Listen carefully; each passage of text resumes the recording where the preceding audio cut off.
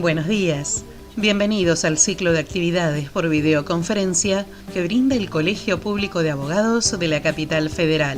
Hoy, como actividad organizada por el Foro de Iniciación Profesional, contamos con la doctora Silvina Roxana Álvarez Seidman, que nos hablará de Derecho Laboral, casos prácticos y jurisprudencia. Personal de casas particulares. Les recomendamos que mantengan los micrófonos en silencio para evitar interferir en la locución de la expositora y de surgir alguna pregunta, la realicen vía chat. Ahora sí, le damos la palabra a la doctora. Bienvenida. Buenos días a todos, gracias por estar. Bueno, aunque suele ser una formalidad, yo realmente lo siento así. Quiero agradecer a las autoridades del colegio, en especial a la doctora Marina Yamunri, por la posibilidad que nos dieron a mí y a mis colegas en darles estas charlas.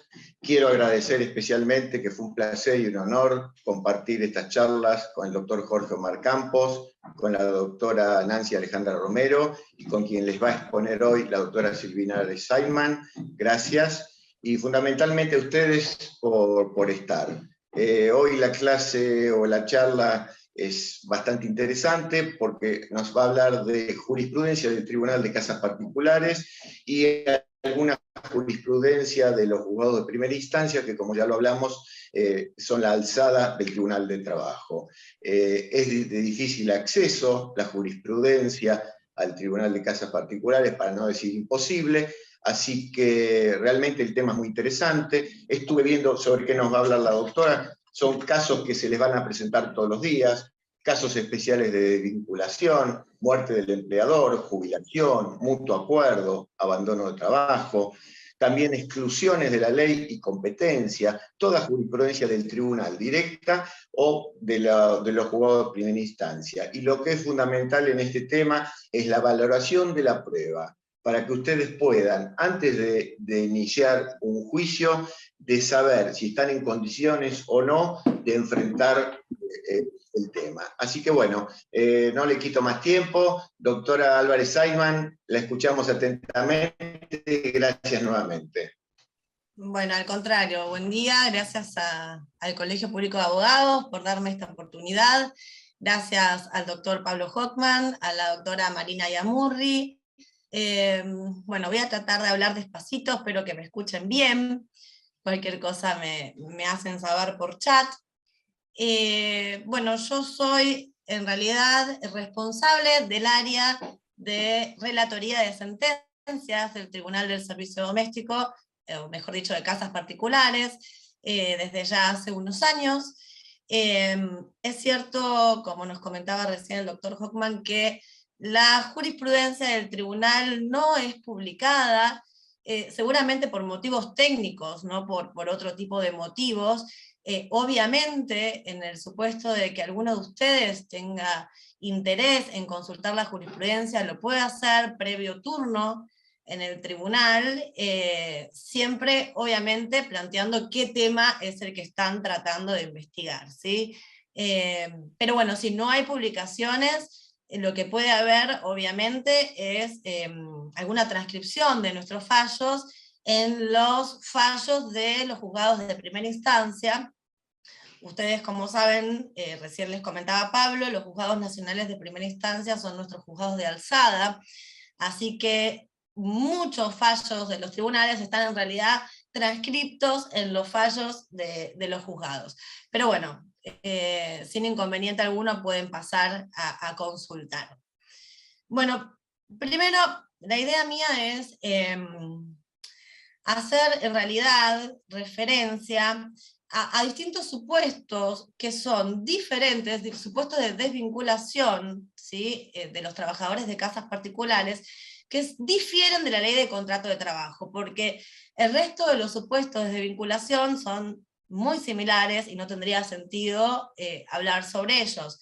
Pero bueno, vamos a ver 3 o 4 supuestos que están previstos en el artículo 46 de la ley 26844, que tienen sus aristas y que realmente querría compartir con ustedes estas aristas, estas situaciones que hacen que puedan resolverse de manera diferente tal vez a lo que podría esperarse en un juzgado nacional de primera instancia si uno presenta cualquier tipo de demanda en el ámbito privado, ¿sí?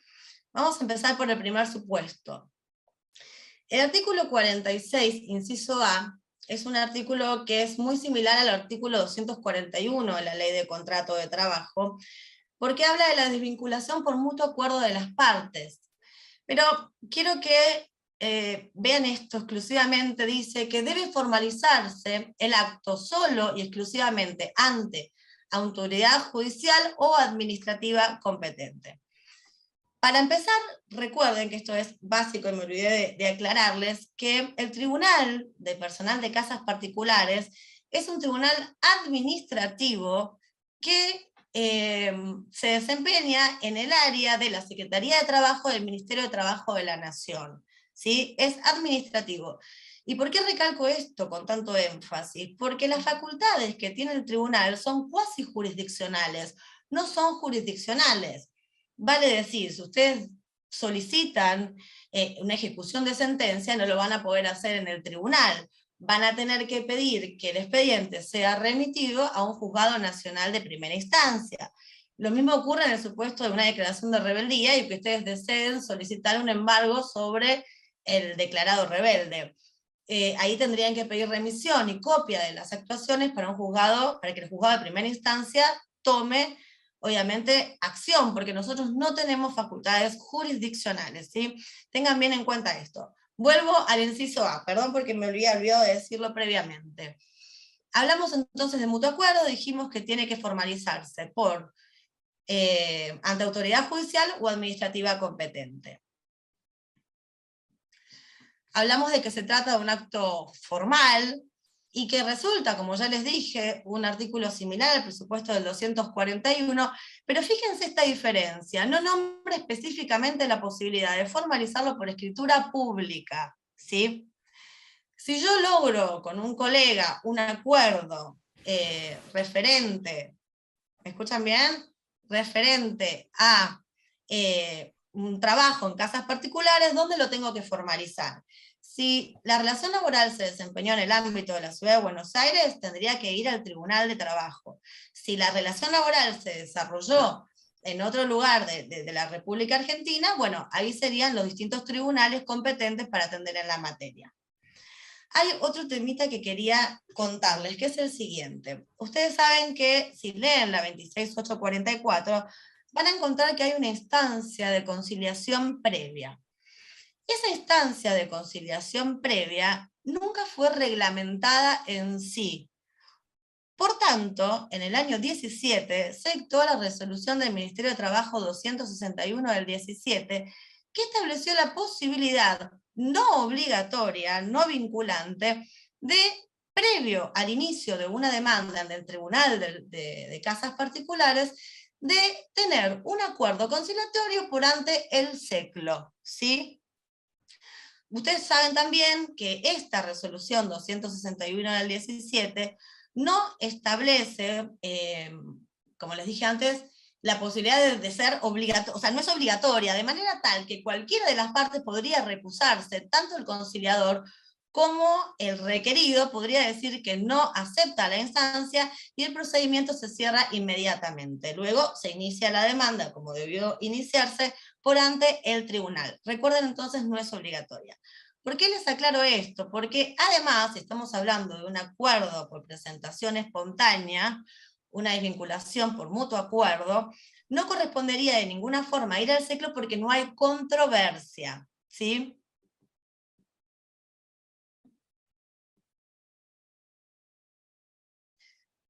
Ahora bien, no hemos tenido la posibilidad, y esto es lo cierto, no se nos ha presentado este tipo de situación donde el trabajador y el empleador presentan un acuerdo celebrado ante escribano público, pero siempre hemos conversado que, habida cuenta que el artículo 46 inciso A no lo prevé, podríamos llegar a aceptar un acuerdo firmado ante escribano público siempre y cuando el trabajador haya sido patrocinado por un letrado. Quería traerles a colación un fallo que hizo realmente mucho ruido en el mes de septiembre del año 2020, de la Corte Suprema de Justicia, seguramente todos han tenido acceso a este fallo. El fallo es Ocampo con BGH. El tema a resolver era justamente la legitimidad o no de una extinción del contrato del trabajo que en el pasado celebraron las partes, BGH y el trabajador Ocampo, en el marco del artículo 241 de la Ley de Contrato de Trabajo. Este acuerdo había sido celebrado ante escribano público, motivo por el cual la parte actora cuestionaba su legitimidad, en tanto no había sido revisado bajo el tamiz del artículo 15 de la Ley de Contrato de Trabajo. Recordarán ustedes que la Corte sostuvo que en el caso no estaba en juego la intención, discernimiento y voluntad del trabajador que había concurrido personalmente a la celebración del acuerdo. Y respecto al argumento sostenido en la prelación del artículo 15 por el artículo 241 de la Ley de Contrato de Trabajo, estableció el máximo tribunal que mediante una voluntad concurrente, esto es, del trabajador y de la empleadora, de extinguir el vínculo, no se puede concebir el acto jurídico de referencia como un acuerdo liberatorio, conciliatorio, transaccional en los términos del 15, y por tanto dio lugar al argumento de la demandada, en el cual sostuvo que el artículo 241 era aplicable toda vez que entiende que mediante escritura pública podía celebrarse un acuerdo celebrado ante escribano. Y ahí agregó la necesidad de la homologación solo es requerida por el artículo 15 para los acuerdos transaccionales, conciliatorios o liberatorios, situación que no se da en una desvinculación por mutuo acuerdo. Eso quería que les quede clarito. Discúlpenme. El tema jubilación de la empleada, en este caso, el inciso D del artículo 46 de la 26844, nos cuenta que en el caso de jubilación del empleado se va a aplicar lo dispuesto en el artículo 252 y 253 del régimen de contrato de trabajo, aprobado por la ley 20.744 y sus modificatorias. Acá lo que me interesa comentarles es que en el tribunal se nos ha planteado un caso por el cual una trabajadora había obtenido su beneficio jubilatorio y luego de probarse que su despido, que se había despedido de manera indirecta y que le asistía derecho a ese despido indirecto en el cual se había colocado, se computó la antigüedad conforme al artículo 253 posterior a la obtención del beneficio jubilatorio. Bien, había un tema muy importante en este caso que se nos había presentado, es que la trabajadora había mantenido toda la relación laboral sin haber recibido aportes y contribuciones de parte del empleador, de manera tal que se había jubilado dentro del marco de la jubilación que permite el reconocimiento de años y aportes. Entonces, cuando se presentó el recurso a esta sentencia que habíamos dictado, el Juzgado Nacional de Primera Instancia del Trabajo número 72, a cargo del doctor Ojeda, nos solicitó, en realidad determinó la revocación de nuestro fallo, y fue muy interesante lo que planteó el doctor Ojeda en su sentencia, que se las voy a tratar de leer, porque yo les cuento que no veo toda la pantalla, así que estoy tratando de ver, si ustedes seguramente sí. Nos decía que el recurso de foja 168-173 que efectúa la demandante, en función de los cuales persigue se revoque la sentencia del Tribunal de Trabajo para el personal de casas particulares, en lo relativo a la remuneración, tenida en cuenta como base al condenar la antigüedad reconocida a la trabajadora y a la computada para calcular la indemnización por despido, utilizando las previsiones del artículo 253, es de propiciar la revocación de la sentencia en cuanto hizo aplicación del artículo 253 ante el beneficio obtenido por la actora bajo el amparo del artículo 8 de la ley 27.426, puesto que la jubilación a la que se acogió la trabajadora no se derivó de los aportes efectuados por ese u otro empleador, sino de un régimen especial de inclusión social. Es decir que, ante una situación de jubilación del trabajador que ha obtenido su beneficio jubilatorio a través de un régimen especial de inclusión social, entendió el doctor Ojeda, del Juzgado Nacional de Trabajo número 72, que no correspondía computar para la indemnización por antigüedad la antigüedad posterior a la obtención del beneficio jubilatorio, que nos pareció realmente un fallo muy acorde y que realmente marcó para nosotros un precedente. Agregó el doctor Ojeda: he tenido oportunidad de analizar en el comentario de la norma en cuestión, en Ley de Contrato de Trabajo comentada, que la regla del artículo 18 de la Ley de Contrato de Trabajo, es decir, el cómputo total de la antigüedad, y que el artículo 253 de la Ley de Contrato de Trabajo es la excepción basada en reconocer que sería ilógico que el empleador pudiera despedir sin indemnizar al vencimiento del plazo previsto en el artículo 252 de la Ley de Contrato de Trabajo, y si decidiera continuar con la relación, perdiere ese beneficio.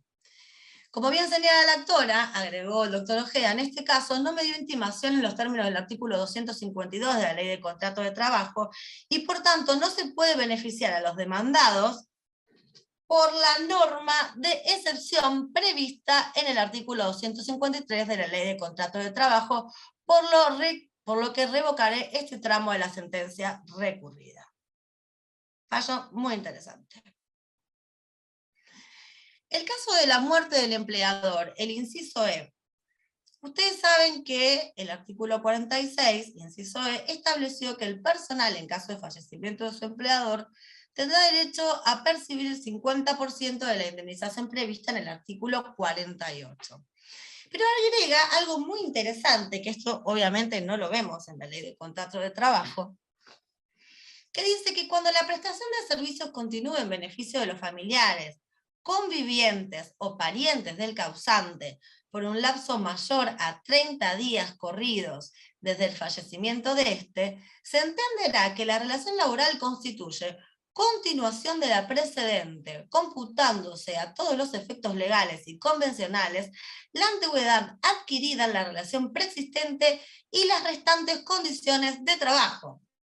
En resumidas cuentas, fallece el empleador y la trabajadora o el trabajador continúa laborando para sus familiares o convivientes. Lo hace por un plazo mayor a 30 días. Se entiende que la relación laboral continuó a favor de estos, ¿sí?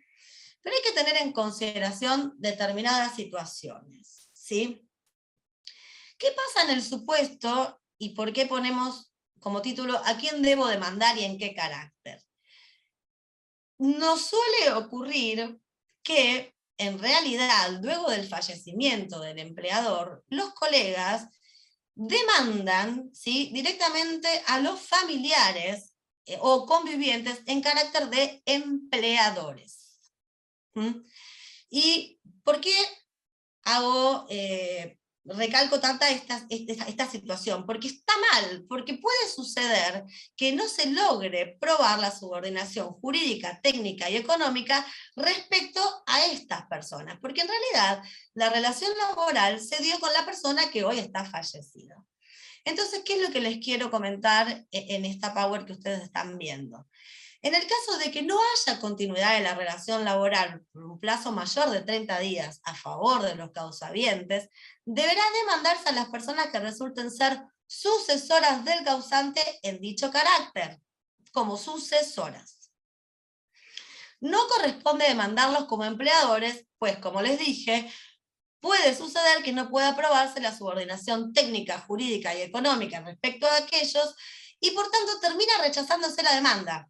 Es una pena, porque son relaciones laborales que existieron, que el distracto tuvo lugar fallecido el empleador, pero que realmente la demanda termina rechazándose porque no se demandó a quien se tenía que demandar. Entonces, mucha atención en este supuesto.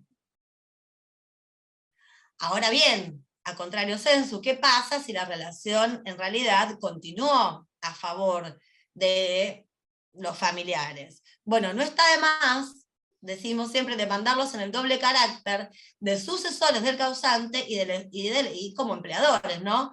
Pues será más sencillo probar la subordinación. Otro supuesto que también es bastante normal y común, ver en el tribunal, es el inciso F.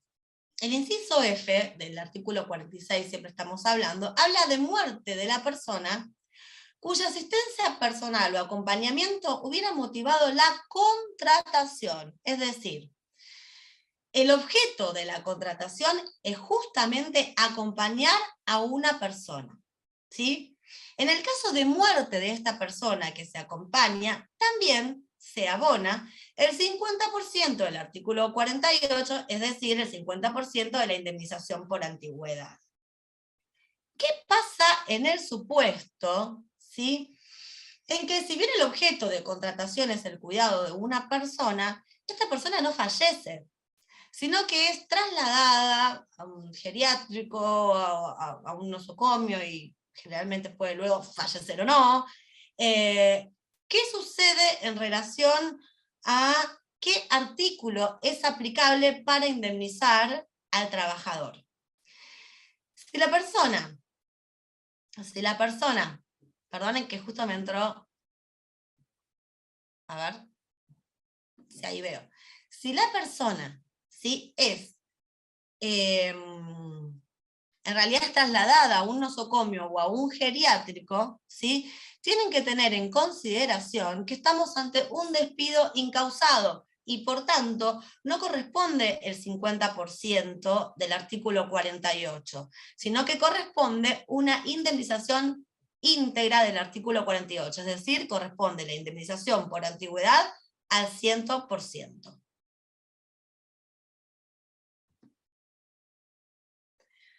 Otro tema que a veces provoca algunas controversias es el tema del abandono de trabajo. Porque el inciso I del artículo 46, discúlpenme que voy a tratar de desactivar el chat, porque no veo las power, ahí no sé si lo logré, ahí está, creo que ahí está mejor. Sí. El artículo I, el inciso I del artículo 46, nos habla de abandono de trabajo, y tiene una particularidad que lo diferencia de la ley de contrato de trabajo, y es que dice lo siguiente, se lo voy a leer despacito. El abandono del trabajo como acto de incumplimiento de la empleada o empleado solo se configurará previa constitución en mora mediante intimación hecha en forma fehaciente a que se reintegre al trabajo por el plazo que impongan las modalidades que resulten en cada caso, y que nunca podrá entenderse inferior a los 2 días hábiles. El inciso I dice que, o sea, ya lo sabemos, todos sabemos que hay que intimar por 2 días hábiles porque deriva de distintas normativas, pero el inciso I dice que la intimación no puede hacerse por un periodo inferior a 2 días hábiles para que se reintegre a sus tareas. Las aclaraciones que les quiero hacer al respecto: se puede definir, ¿sí?, el abandono de trabajo, y nosotros somos muy estrictos en esta situación, porque hay muchísimos casos en que la trabajadora se desvincula y tal vez no atiende el teléfono, deja de presentarse a trabajar. Entonces somos muy estrictos en estas cuestiones que ahora les voy a comentar, como para ver si realmente hay abandono de trabajo, ¿sí? Decimos que el abandono de trabajo se puede definir como la actitud del trabajador de ausentarse de manera intempestiva e injustificada de trabajo, es decir, de dejar su empleo sin dar aviso ni expresar la causa. A los fines de desvincular a un trabajador por dicha causal, eximiéndose el empleador del pago de los rubros indemnizatorios, es absolutamente necesaria la previa intimación a aquel a reintegrarse a prestar tareas, bajo apercibimiento de considerarlo un abandono de trabajo. El inciso I no deja dudas que es por el término de 2 días hábiles.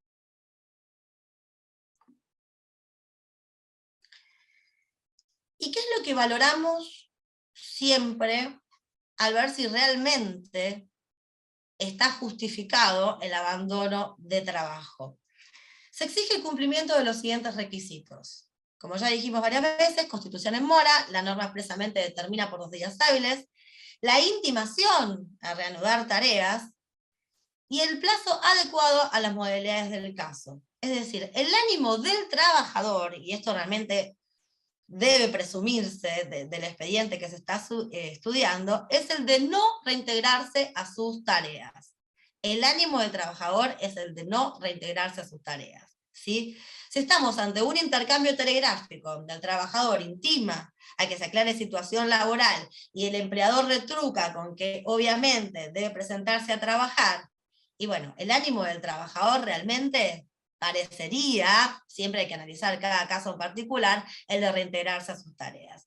Así que es bastante restrictivo en el Tribunal del Servicio Doméstico un despido por abandono de trabajo. No quiere decir que no se dé y que no se haga lugar a los abandonos de trabajo como desvinculación, como una causa válida, por supuesto que sí, pero debe analizarse para el tribunal todas estos elementos que nos lleven a que realmente hubo o se constituyó un abandono de trabajo.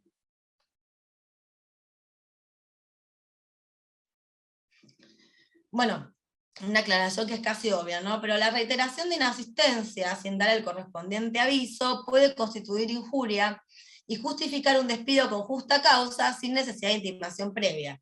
Estamos ante otro supuesto, que esto también suele darse. Las trabajadoras, a veces los empleadores dicen que las trabajadoras o trabajadores suelen llegar tarde, suelen no presentarse a trabajar y pierden contacto con ellos. Bueno, en este caso estamos ante otra facultad que tiene el empleador de aplicar sanciones, y en su caso que todo esto lleve a una desvinculación con causa, ¿sí? Y no estamos ante abandono de tareas. Bueno, acá hay un fallo, a ver si lo puedo leer, un fallo del tribunal al respecto, que dice: cabe recordar que el abandono como acto de incumplimiento del trabajador solo se configura previa constitución en mora mediante la intimación efectuada en forma fehaciente para que éste se reintegre al trabajo, hecho que no ocurrió en las presentes actuaciones. Que por tanto la defensa esgrimida por la parte demandada no prosperará. Máxime que para que la conducta de la empleada pueda encuadrarse en la noción de abandono de trabajo, es necesaria la existencia de un comportamiento concluyente en tal sentido, requiriéndose cierta continuidad en el tiempo y una ausencia culposa, circunstancia que no se verifica en autos. Que entonces, no habiendo logrado los accionados probar el abandono de la trabajadora mediante los medios para ellos autorizados legalmente, tampoco podrá tenerse por configurado el abandono de trabajo mediante la falta de interpelación a la actora a los efectos de que se reintegre a su puesto de trabajo.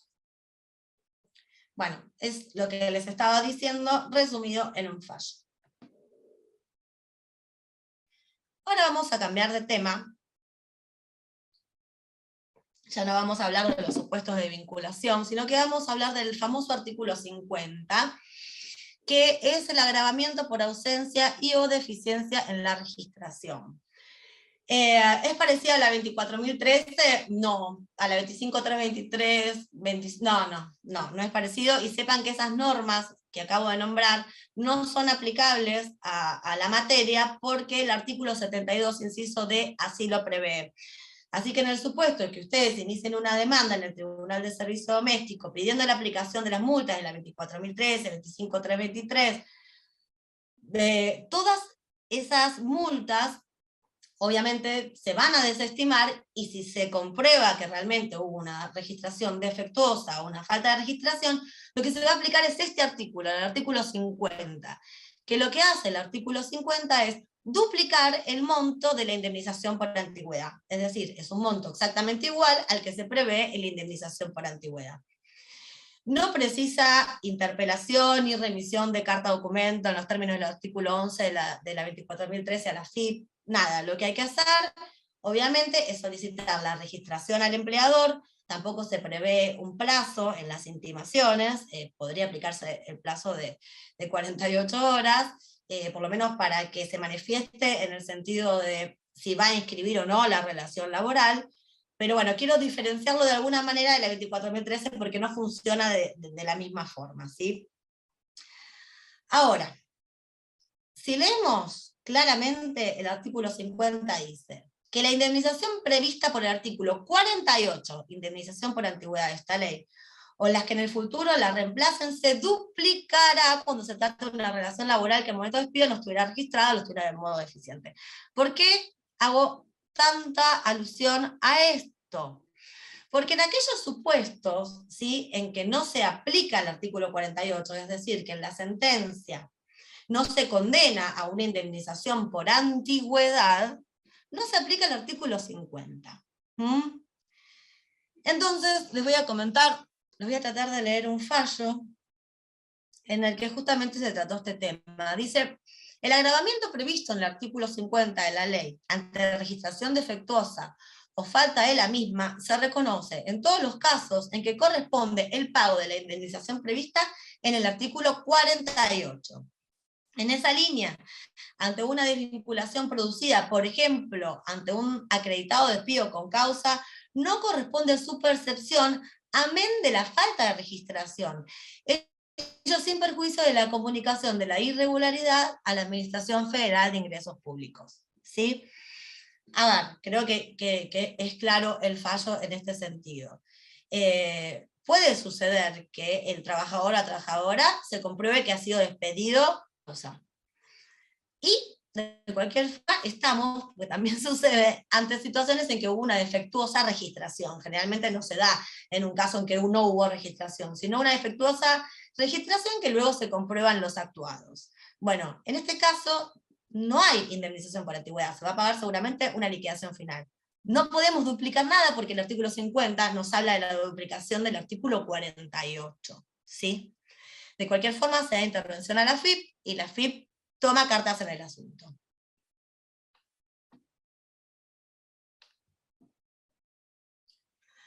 Vamos a volver a cambiar de tema y vamos a hablar de exclusiones y competencias del Tribunal de Trabajo para el personal de casas particulares. Espero no ir muy rápido. Bueno, estoy tratando de ver el chat, pero bueno, voy a tratar de ir despacito en este tema. Exclusiones y competencias. El artículo 3 de la 26844 habla de exclusiones, ¿sí? Y la competencia del tribunal va a estar dado por un artículo específico. Ustedes saben que en todo el procedimiento, ¿sí?, se aplica la ley 26844 en todos los aspectos procesales que la misma ley establece, y en el caso de que haya un vacío legal, se aplica supletoriamente la 18345, pero no en todos los casos. Y ahora vamos a ver uno. En cuanto a la competencia del tribunal, no se aplica el artículo 24 de la 18345 porque el artículo 51 de la ley 26844 estableció específicamente la competencia del tribunal. Ustedes saben muy bien que el artículo 24 establece la competencia territorial de los juzgados y en este caso nos dice que será competente a elección del demandante el juez del lugar del trabajo, el del lugar de celebración del contrato o el del domicilio del demandado. No se aplica. El Tribunal de Trabajo solamente conforme al artículo 51 será competente para entender en los conflictos que se deriven de las relaciones de trabajo que se hayan desenvuelto en el ámbito de la capital federal. Bueno, ahora ustedes me dirían, si tuviesen los micrófonos abiertos, bueno, ¿y qué pasa si la trabajadora o el trabajador presta servicios un periodo de la semana en la capital federal y otro periodo lo hace tal vez en una casa de fin de semana de su empleador? ¿Qué pasa si la relación laboral comenzó en la capital federal y luego concluyó en la provincia, o fue al revés, comenzó en la provincia y luego la desvinculación se termina produciendo cuando el empleador vivía en la capital federal? Bueno, obviamente la idea no es denegar justicia, o sea que el tribunal generalmente, en la mayoría de los casos, resulta o se declara competente para atender estas situaciones, ¿sí? Pero también se analiza cada caso en particular. Si, no sé, se me ocurre, si la trabajadora prestó servicios 3 meses en la capital federal y luego la relación laboral concluyó en la provincia de Buenos Aires, no nos declaramos competentes. Generalmente lo que se hace es hacer una lectura muy exhaustiva de la demanda, ¿sí? No abrir a prueba, y solicitar aclaraciones al demandante, como para poder determinar a primera fase nuestra competencia o no, ¿sí? Pero bueno, quería que tengan en consideración que el artículo 24, porque es algo que se discute mucho en la mesa de entrada del tribunal, no resulta aplicable a nuestro tribunal. Bueno, las exclusiones. Yo la verdad es que creo que no las puedo ver. Seguramente ustedes las están viendo muy bien. No. Pero bueno, como ustedes las leen muy bien, yo las voy a leer. Les pido 1000 disculpas de mi ley que tengo por aquí.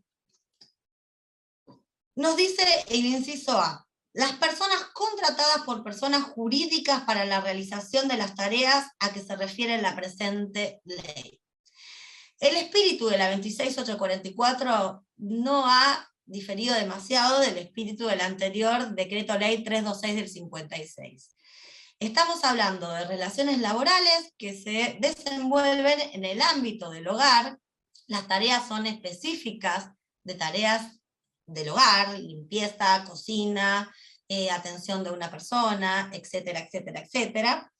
Y el empleador no se beneficia, obviamente, no hay un lucro del empleador respecto al trabajo prestado por las personas contratadas. De manera que es imposible que una persona jurídica contrate a un trabajador para realizar tareas domésticas. Entonces, este caso hace a la primera exclusión, ¿sí? El inciso B habla de las personas emparentadas con el dueño de la casa, tales como padres, hijos, hermanos, nietos, y o las que las leyes o uso de costumbres consideren relacionadas en algún grado de parentesco o vínculo de convivencia no laboral con el empleador. Así que obviamente si uno convive con una señorita o un señor y realiza tareas domésticas, de ninguna manera podría luego, ¿sí?, iniciar una demanda solicitando un pago o una retribución por una desvinculación por tareas domésticas realizadas en el hogar.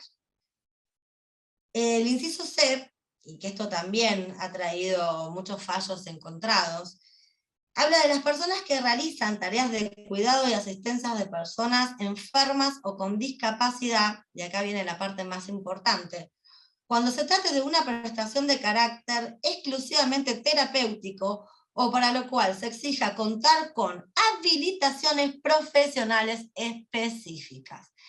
Estamos hablando del supuesto en que la persona a la cual se asiste precisa cuidados, por ejemplo, de un médico o de un enfermero con título de enfermero, ¿sí? Es decir que si se precisa la contratación de una persona con título profesional, pues entonces esa persona va a estar excluida de este régimen de la ley 26844, y en su caso debemos discutir si se trata de una locación de servicio o no. El inciso D habla de las personas contratadas únicamente para conducir vehículos particulares de la familia y o de la casa, esto es claro, son los choferes. El inciso E habla de las personas que convivan en el alojamiento con el personal de casas particulares y que no presten servicios de igual naturaleza para el mismo empleador. Es el supuesto claro de una trabajadora tal vez sin retiro que convive con el empleador y con sus hijos o con algún familiar, y ese familiar que convive con la trabajadora sin retiro no presta servicios para el empleador. El inciso F habla de las personas que además de realizar tareas de índole doméstica deban prestar otros servicios ajenos a la casa particular u hogar familiar con cualquier periodicidad en actividades o empresas de su empleador, supuesto en el cual se presume la existencia de una única relación laboral al régimen regulado por esta ley. Tema importantísimo. Ahora vamos a ver un fallo al respecto. Suele darse, es bastante común, que la trabajadora o el trabajador preste servicios no solamente en la vivienda personal de su empleador o empleadora, sino que también lo haga en su, no sé, en su lugar comercial, puede ser un estudio jurídico, en su consultorio, en un comercio, en su empresa. Bueno, en este caso, el personal de casas particulares se encuentra excluido de la ley, y la ley de contrato de trabajo lo absorbe, por decirlo de una manera bastante burda.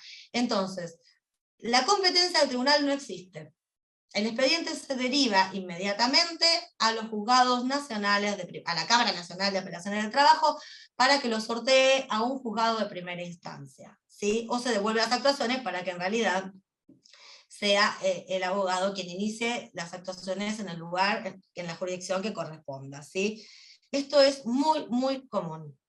Se aplica la ley de contrato de trabajo y no la 26844, porque entiendo yo que el espíritu de la ley es, a las claras, que la ley de contrato de trabajo es más favorable aún que la 26844.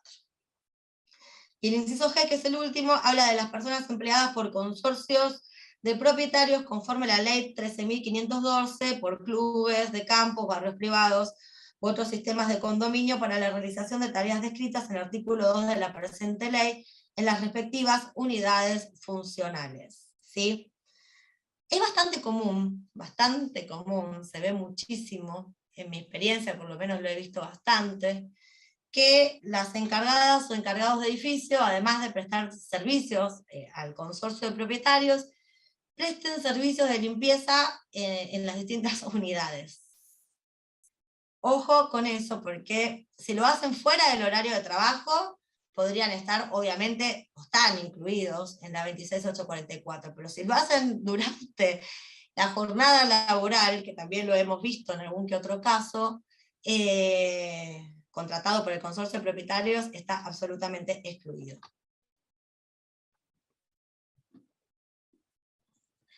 Bueno, acá hay una incompetencia, esta la hice yo el viernes, así que es muy nuevita y no la llego a leer, así que se las voy a contar. En realidad lo que sucedió es que una trabajadora inició demanda contra su empleadora por daños y perjuicios. No reclamaba ningún otro rubro, lo que nos llamó la atención. Entonces lo que hicimos es fijarnos si había algún antecedente de acuerdo por ante el SECLO o el SECOSE. Y sí, efectivamente encontramos que había un antecedente por mismo objeto, mismas partes, de hecho el domicilio en el cual supuestamente trabajaba la trabajadora era el mismo. Se inicia una demanda de daños y perjuicios y encontramos un acuerdo de SECLO en el cual la trabajadora, en realidad era del SECOSE, declaraba bajo juramento que le resultaba aplicable el convenio colectivo de trabajo 130 del 75. Es decir, que por creo que era una jornada, media jornada, realizaba tareas de índole comercial para la misma demandada. Bueno, ahí tenemos el típico caso en que, conforme el artículo 3, se declaró incompetente el tribunal para entender en las presentes actuaciones, ¿sí? Porque obviamente la norma aplicable, en este caso para toda la relación laboral, va a ser la ley de contrato de trabajo.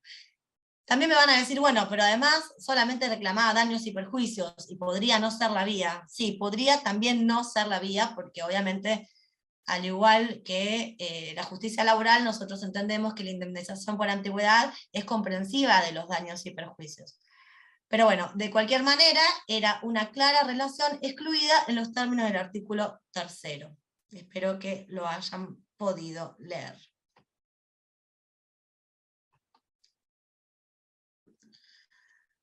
Bueno, casos de accidente de trabajo. Otro tema muy importante que se presenta y que yo les aconsejo que no pierdan tiempo. Hay fallo de corte, hay fallo de primera instancia, hay fallo de cámara, hay fallo de fiscal. El tribunal, como primeramente les decía, tiene facultades administrativas, tiene facultades cuasi jurisdiccionales. Entonces, en el supuesto en que ustedes tengan una relación laboral que se desenvuelva en el marco de la ley 26844, pueden reclamar los rubros derivados, ¿sí?, de la relación laboral, vale decir, indemnización por antigüedad y todo lo que tenga que ver con la liquidación final, en el tribunal. Y todo lo que tenga que ver con un accidente que pueda haberse derivado de esa relación laboral, reclámenlo ante los juzgados nacionales de primera instancia, porque el tribunal se va a declarar incompetente para atender en esa materia, ¿sí? Les voy a contar un poco, si llego a leer. A ver, discúlpenme, que voy a tratar de leerlo, ahí va. Desde el momento en que la prevención y reparación de los riesgos del trabajo encuentra respaldo en el sistema de la ley 24.557 y 26.773 y sus diversos decretos reglamentarios, es evidente que los conflictos que se planteen en orden a la reparación de los riesgos inherentes a dicho ordenamiento resultan materia ajena al conocimiento de este tribunal. Este es un fallo del tribunal. Ello sí, además, por cuanto, tratándose de un tribunal administrativo dentro de la esfera de la Administración Pública Nacional, la competencia debe surgir expresamente de la normativa que determinó su creación. Este es un fallo de incompetencia del tribunal, pero ahora vamos a ver lo que ha expresado el señor fiscal general de la Cámara Nacional de Apelaciones, al determinar en un caso como lo que estamos hablando, que los órganos administrativos con facultades cuasi jurisdiccionales deben ser interpretados con carácter restrictivo en lo que hace a su diseño para resolver controversias. Y el artículo 51 de la ley 26844, reiteradamente mencionado, está claramente pensado para ceñir la potestad a los rubros que se fundan en su estructura estatutaria. La ley 24.557 deviene ajena al ordenamiento adjetivo del Tribunal de Trabajo para el personal de casas particulares. Y es razonable que no esté comprendida en el órgano de actuación excepcional, porque en líneas generales, y en la mayoría de los casos, su sujeto pasivo no es un empleador doméstico, sino una aseguradora de riesgos de trabajo. Este es un dictamen del doctor Álvarez, ¿sí? Ahí tienen los autos, Jupal con Peluso.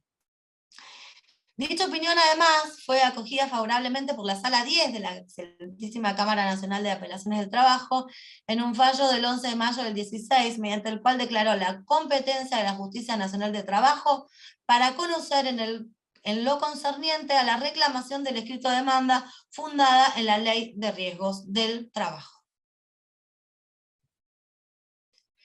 Pero además, tenemos otro caso, Portillo con la caja ART sobre despido. Esta es una contienda negativa. El tribunal apenas recibió la demanda, se declaró incompetente, remitimos las actuaciones a la Cámara Nacional de Apelaciones del Trabajo y el juzgado sorteado también se había declarado incompetente para atender en un conflicto derivado de un accidente de trabajo en una relación de casas particulares. Entonces se da lo que se llama contienda negativa y la Corte Suprema de Justicia se expidió al respecto. En este caso, versa sobre un reclamo de un accidente in itinere de una mujer que efectuaba tareas de limpieza en un hogar particular. Nos comenta la Corte que el juez laboral, donde había sido sorteada la demanda, declinó su competencia en favor del Tribunal de Trabajo de Casas Particulares, para entender los reclamos en el marco del régimen para el personal de casas particulares. Sin embargo, el Tribunal Administrativo no aceptó su competencia por considerar que carece de jurisdicción en materia de responsabilidad por riesgos laborales. Los ministros Ricardo Lorenzetti, Elena Jackson de Nolasco y Carlos Rosenkraft, con base en el dictamen de la procuradora doctora Irma García Neto, consideraron que no puede alterarse la competencia que procede razonablemente atribuir al Tribunal Administrativo, asignándole facultad para resolver cuestiones que le están reservadas al Poder Jurisdiccional. Para los Supremos, la competencia del Tribunal es de carácter excepcional. Tomen nota entonces de este fallo de corte, por favor. Y como último tema, creo que ya estoy cumpliendo mi tiempo, es la valoración de la prueba. No creo poder leerles los fallos porque realmente no los voy a leer, pero sí se los voy a pasar para que ustedes los vayan leyendo. Quiero que partamos de esta base de pensamiento, ¿sí? Todas las relaciones laborales que se dan en el marco de un hogar se hacen a puerta cerrada.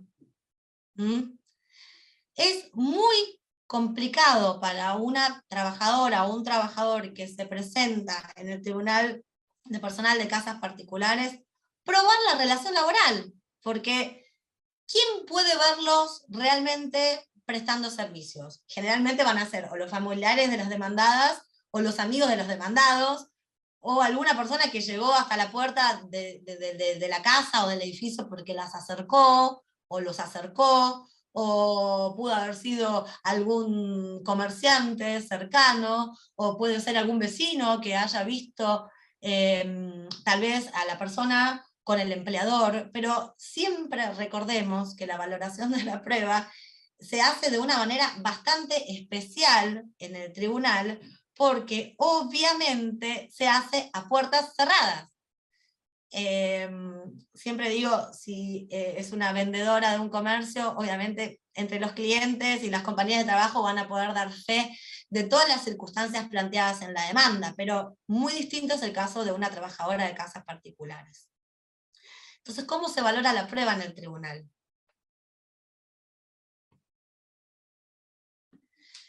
Y voy a tratar de leerles algunos fallos que hablan de esto y que habla de una inversión de carga de la prueba, de la desigualdad existente entre el trabajador y el empleador para probar los hechos alegados en la demanda.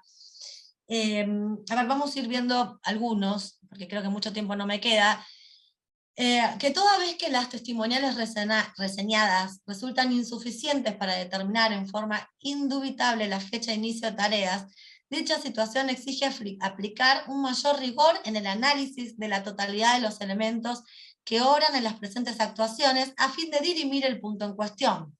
Que para ello, vale observar que, atento que al trabajo de servicio doméstico, ahora casas particulares, se desarrolla en un ámbito íntimo, apartado de la posible apreciación de terceros, que es lo que les venía comentando, tales circunstancias dan como consecuencia un marcado desequilibrio real en la relación laboral.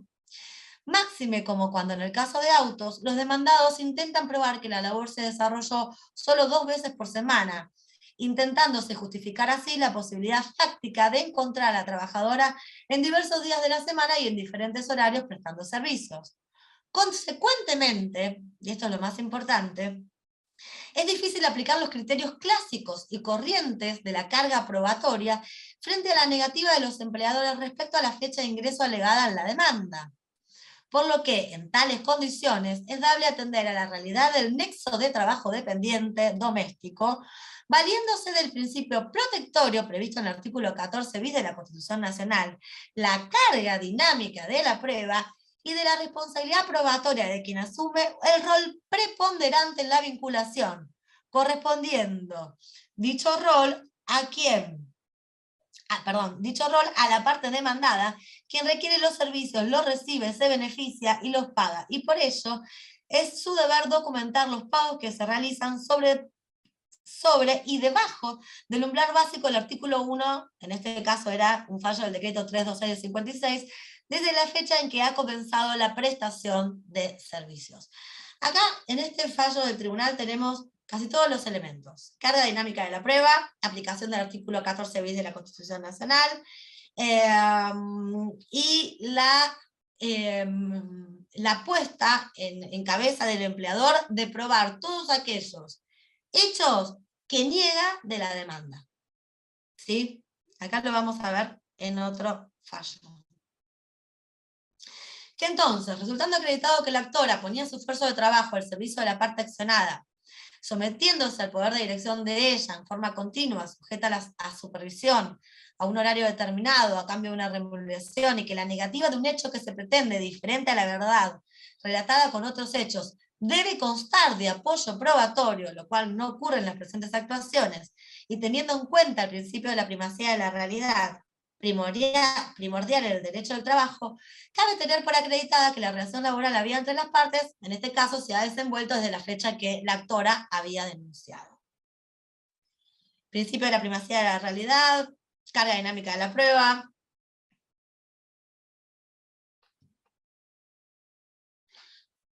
Que por último, cabe agregar que tal como la Corte Suprema de Justicia de la Nación ha sentado criterio, el juzgador no está obligado a ponderar una por una y exhaustivamente todas las argumentaciones y pruebas agregadas a la causa, sino solo aquellas que estimare conducentes para fundar sus conclusiones, ni a analizar todas las cuestiones y argumentos utilizados que a su juicio no sean decisivos. ¿Sí? Este fallo lo solemos utilizar mucho para establecer que ante la demostración, o mejor dicho, ante la acreditación de una sola causal para que la trabajadora o el trabajador se coloque en indirecta situación de despido, se hace lugar a la demanda. Quedan 5 minutos, doctor Hockman, ya terminó.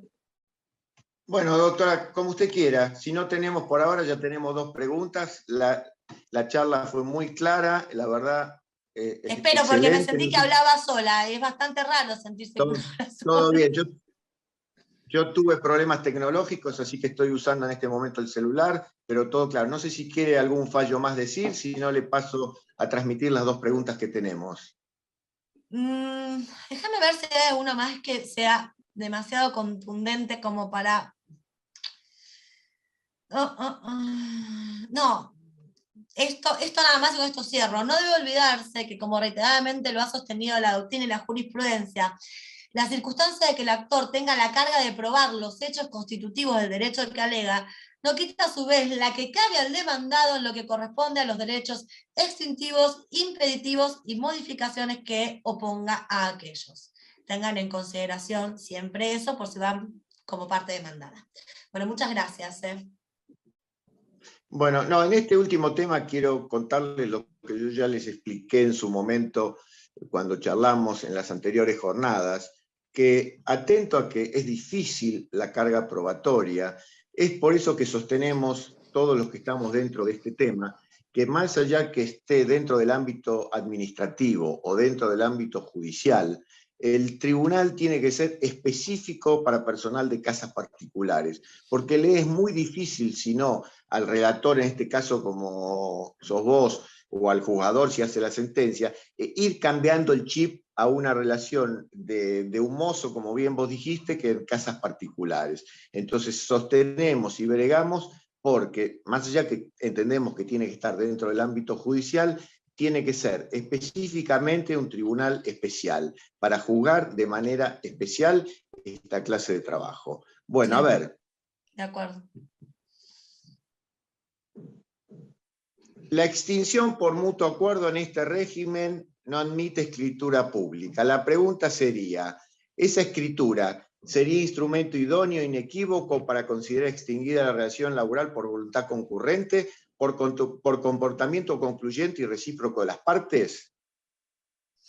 Bueno, habría que analizarse esa situación, ¿no? Digo, vamos a suponer que un trabajador se presenta en el tribunal doméstico pidiendo la nulidad de un acuerdo celebrado ante escribano público. Bueno, después tendríamos que ver si se da el segundo supuesto, el inciso A, porque yo les leí solamente el primero, no me quise meter en la posibilidad de una extinción por mutuo acuerdo, porque ninguna de las partes se ha intimado por un periodo de tiempo, la relación se fue disolviendo de manera natural, sin que uno haya interpelado al otro. Habría que estudiar realmente si se da el segundo supuesto del inciso A del artículo 46.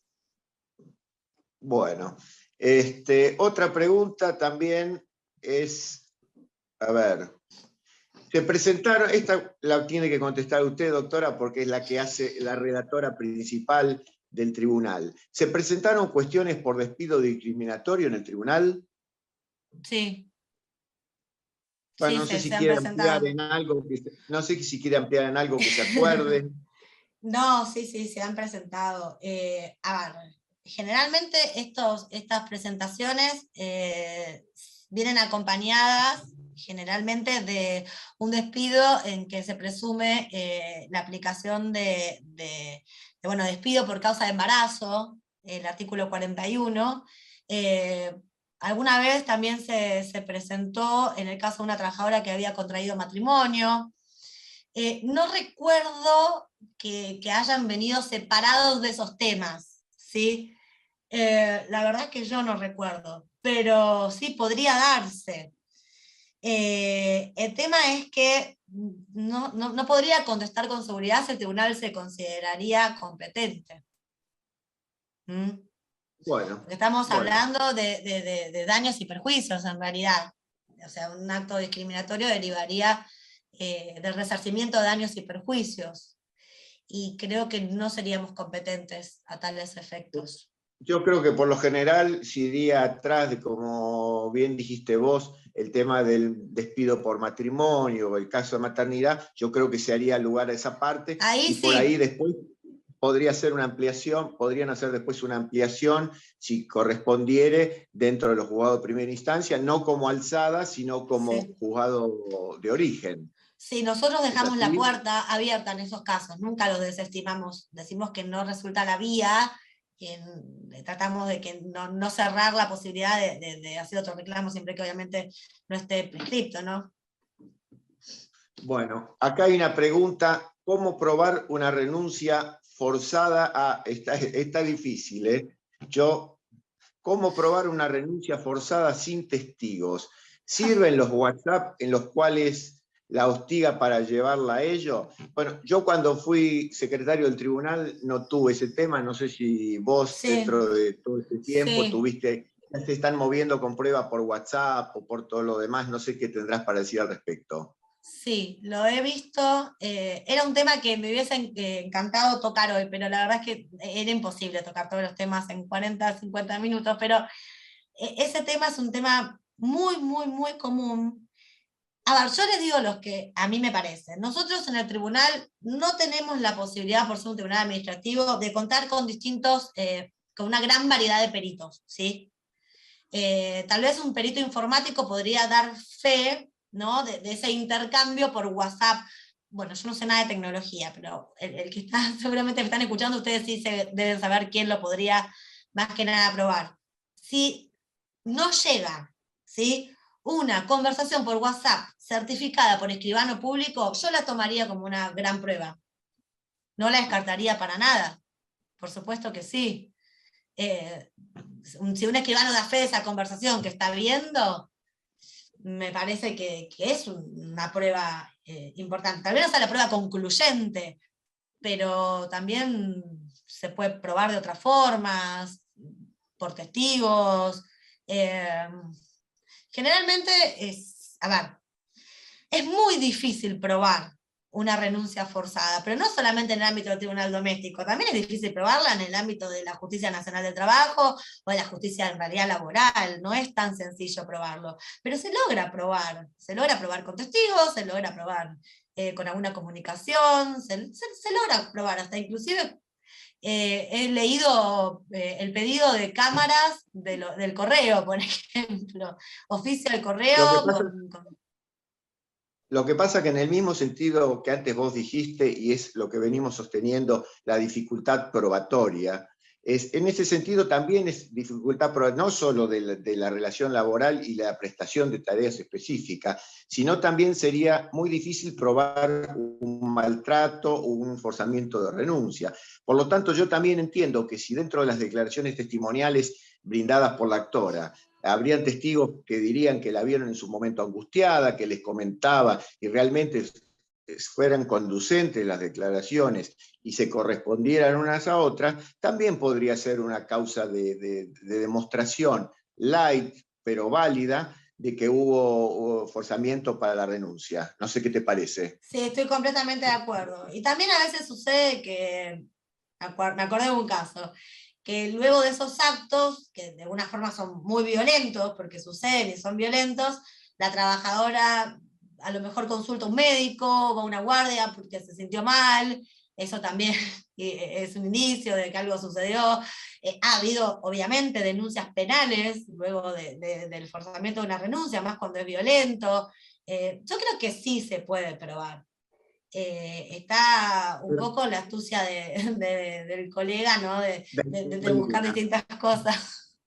No les estoy diciendo que con eso vayan a la comisaría, ¿no? Pero, ni al médico, pero bueno, es una prueba. Acá tenemos otra, doctora. En caso de fallecimiento, si la empleada continúa trabajando por más de 30 días con un familiar, pero en otro domicilio, o sea, está hablando acá que hay otro domicilio. ¿Se considera que mantiene la antigüedad que tenía cuando trabajaba? No, es otra relación laboral. Eso, para mí es claro eso, es otra relación laboral. Hubo una relación laboral que va a meritar el pago de una indemnización por fallecimiento. O sea, ¿cómo demandaría yo si me toca a mí estar del otro lado? Te escucho, Pablo, perdóname. Yo creo que se tendría que dar la continuidad, correcto, se tendría que dar la continuidad si fuera en el mismo domicilio, con las mismas personas. Ya si se traslada a otro domicilio, yo entiendo como vos que se debería tratar de otra relación laboral y pedir la indemnización al 50% por fallecimiento del empleador. Sí, de hecho esa persona que la contrata puede también ser demandada en carácter de sucesor. Así que, pero recuerden eso, no hacer lío cuando demandan, cuando hay un fallecimiento, porque suele haber una gran confusión, y lo mejor es demandar en doble carácter. Entonces ahí alguno de los dos va a ser condenado, pero no demanden solamente, ya lo dije 1000 veces, porque lo suelo ver todos los días, como empleador a los causavientes, a los herederos, porque es muy difícil de probar la subordinación. Y también es cierto que las personas mayores, a las cuales se las contrata para su cuidado, pueden ser personas lúcidas, generalmente lo son, y pueden contratar ellos mismos a una persona, pagarle, darle órdenes. Entonces no tendría por qué los hijos responder por las contrataciones que hacen los padres. Ese es el típico caso. Bueno, doctora, las preguntas ya fueron evacuadas y bueno, realmente muy clarísimo el tema, la gente también lo está transmitiendo vía chat, así que te agradecemos mucho y bueno, esperamos contar con vos si hay otra oportunidad para el tema. Nuevamente les agradezco a todos por habernos acompañado y bueno, que tengan todos ustedes muy buenos días. Gracias por la escucha.